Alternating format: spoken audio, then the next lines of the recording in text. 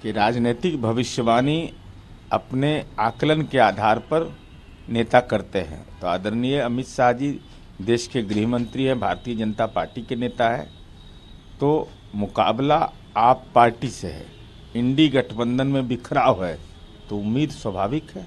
उन्होंने ये भी कहा है कि क्या है इंडी गठबंधन का हाल, आप देख सकते हैं सारे दल आज अलग अलग लड़ रहे हैं चुनाव। भाई, इंडी गठबंधन के सृजनकर्ता माननीय नीतीश कुमार जी थे।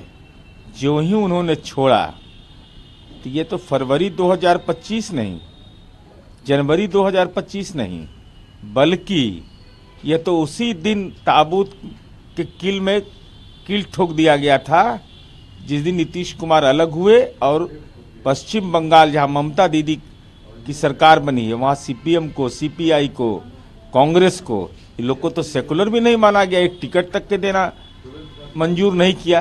तो ये तो स्वाभाविक है, इंडी गठबंधन की राजनीतिक दुर्दशा स्वाभाविक है। माननीय नीतीश कुमार जी नैतिक बल के आधार पर अपनी बात को साफगोई से कहते हैं। उन्होंने स्मारित किया कि 2 बार हमसे गलती हुई, उसका एहसास गवर्नेंस के मामले में हुआ। गवर्नेंस में राजनीतिक हस्तक्षेप नीतीश कुमार जी को कतई मंजूर नहीं है। तब लालू जी की बात दरवाजा खोलने की थी और पुत्र तेजस्वी यादव उनके विपरीत अपना मंतव्य दे रहे थे, तो लालू जी की राजनीतिक भूमिका को तो उनके पुत्र ने ही नकार दिया, तो फिर लालू जी के बयान का औचित्य क्या है? तेजस्वी के डीके टैक्स के आरोप पर भी आपके तरफ से एक स्टेटमेंट जारी किया गया है, क्या है वो थोड़ा नीरज जी बताएं।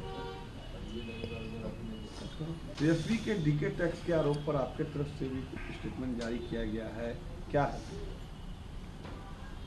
बैताल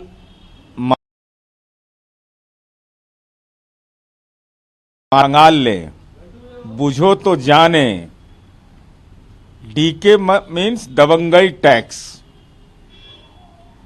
एटी मीन्स अपहरण टैक्स, आरटी मीन्स रंगदारी टैक्स।